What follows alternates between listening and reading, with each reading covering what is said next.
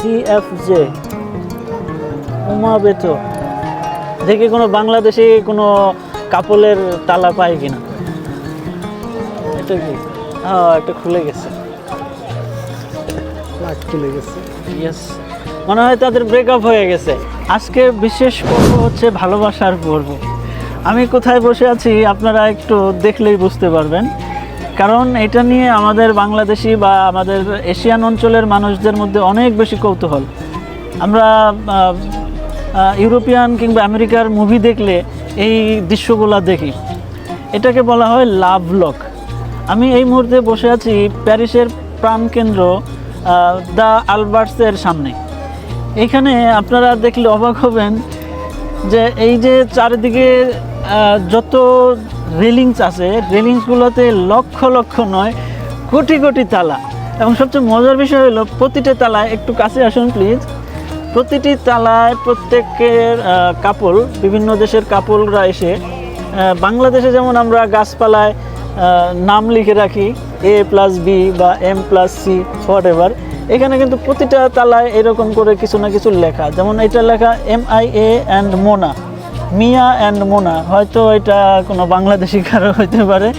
তেমনিভাবে অনেকে অনেক ধরনের উইশ করে রাখেন জন্মদিনে কিংবা অ্যানিভার্সারিতে, বা অনেকে বাবা মার জন্য উইশ করেন।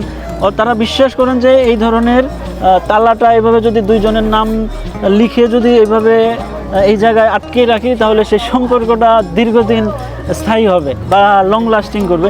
এটাই হচ্ছে এই লাভ লকের মিনিং। তো এখানে আমরা দেখতে পাচ্ছি, শুধু এখানে আরেকটা বিষয় যে এটা যে শুধুমাত্র এই জায়গায় সেটা নয়, এছাড়াও অনেক জায়গা আছে প্যারিসে বা অন্য ইউরোপের অনেক শহরে, যেখানে বিভিন্ন ধর্মের লোকেরা পবিত্র মনে করে। যেমন এখানে যে গির্জাটা আছে, খুবই ঐতিহাসিক একটি গির্জা, সেই গির্জাটাকে তারা পবিত্র মনে করে এবং সেইটাই মনে করে যে এই গির্জার ওসিলায় আমাদের সম্পর্কটা বা আমাদের পারিবারিক সম্পর্কটা অনেক বেশি লং লাস্টিং করবে এবং অনেক বেশি সুখের হবে। সো এই যে আমাদের যে গির্জা আছে, গির্জার ইতিহাস নিয়ে আমি আরেকটি পর্ব করব। আশা করি আপনারা সেই পর্ব সাথে দেখবেন এবং ভালো লাগবে। S+L